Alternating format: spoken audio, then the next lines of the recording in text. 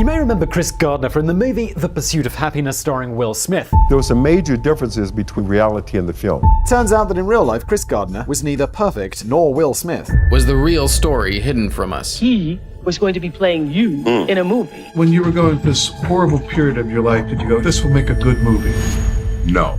People like to think they lived happily ever after, but that couldn't be farther from the truth. But here's where the facts really start to deviate from fiction. But my relationship with Holly, man, Why did they leave Holly out of the story? that changes everything. And yet, nothing could have prepared Chris for what came next. She said, I have to tell you something.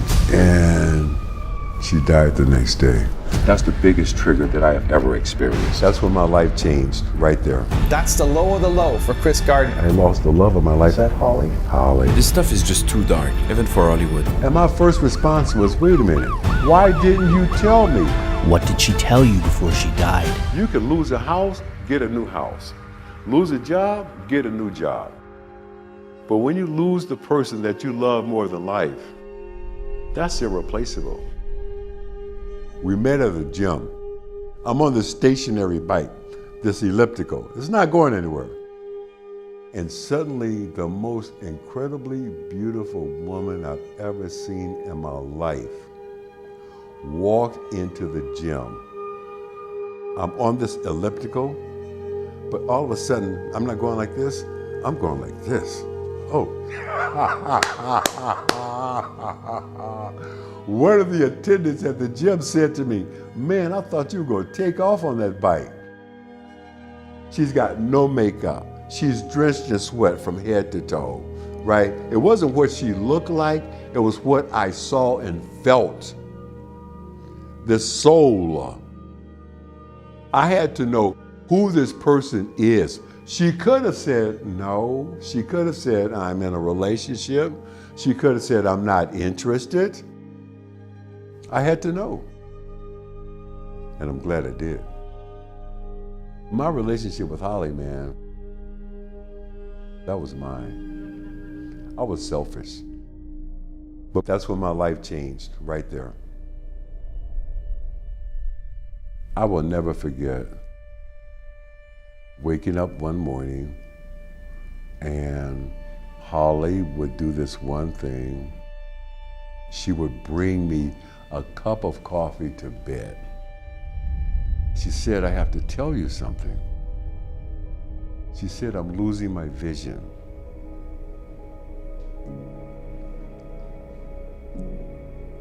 And it wasn't the words she said, it was how she said them that made me sit up on the bed.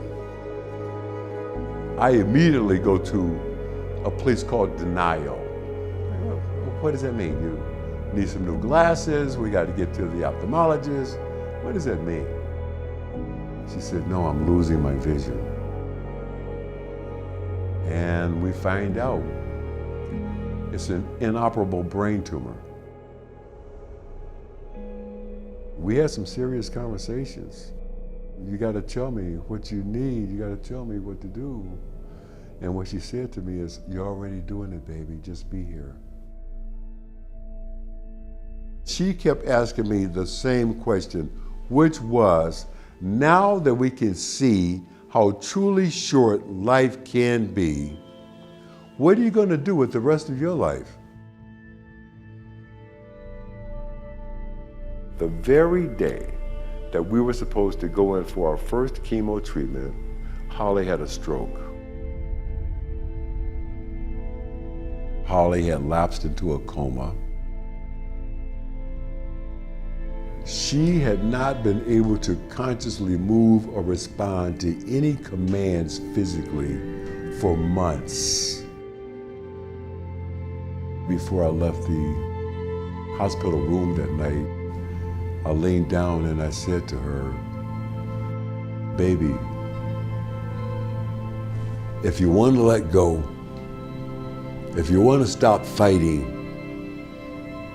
I'm okay. I'm gonna be okay. And out of nowhere, I'm standing at the side of the hospital bed. Her leg moves. And I'm standing there, and her foot caresses me. And she died the next day.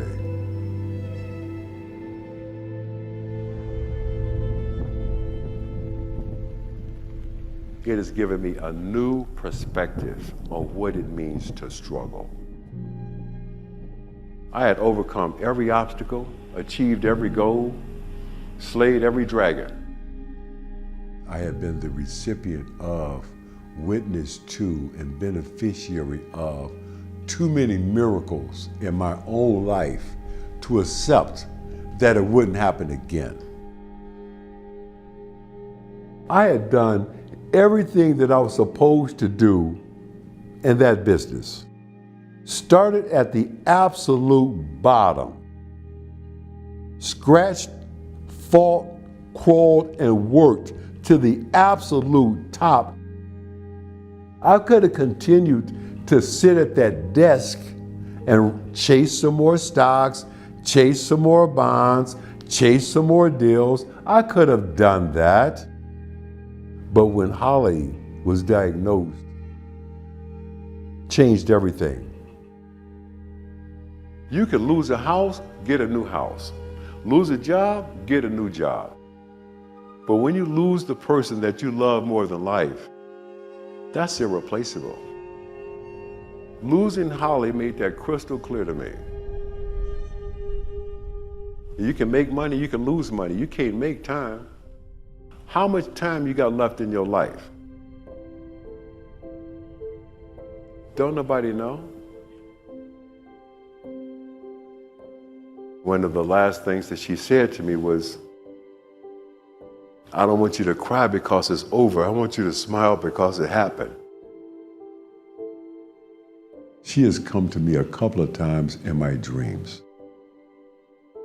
This is her way of coming to visit me and say, I'm okay, but I'm checking on you. How are you doing?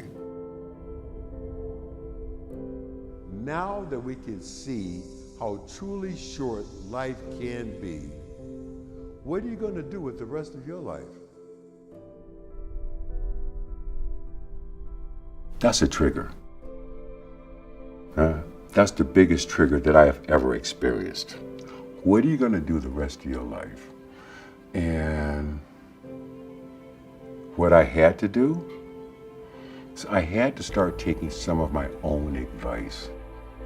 I have been telling people, I had written about it for a very long time, that if you're doing something that you're not totally committed to, if you're doing something that you're not totally passionate about, you're compromising yourself every day. If I could do anything in the world right now, I would give people, all of us, all around the world, permission to dream. These hard pivots, it could have been the loss of a job, a medical challenge, the loss of a loved one. We've all had to make these hard pivots before, but ultimately we began to go forward. So many people around the world are now having their own pursuit of happiness moments and experiences. So a part of my journey right now is to empower others as they begin and continue to take these baby steps on the journey to their dreams. There is no exit ramp for happiness.